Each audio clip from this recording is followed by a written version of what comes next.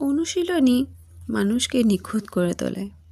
আর কাজটা যদি তোমার খুব পছন্দের একটা কাজ হয়, তাহলে সেটা যতবারই অনুশীলন করো না কেন, তাতে কোনো বিরক্তিবোধ আসে না।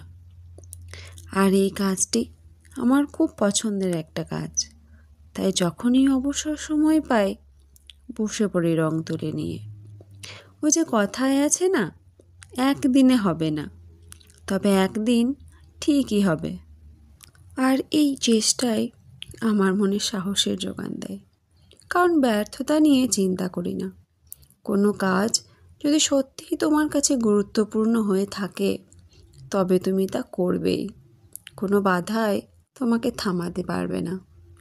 তাই যদি কখনো দেখো তুমি ধীরে ধীরে ব্যর্থতার শিকার হচ্ছ, সেই মুহূর্তে কখনো হতাশ হয়ে পড়বে না, কারণ কোনো এক মুহূর্তের কষ্টটাই এক সময় তোমার জীবনের সবচেয়ে বড় শক্তি হয়ে দাঁড়াবে।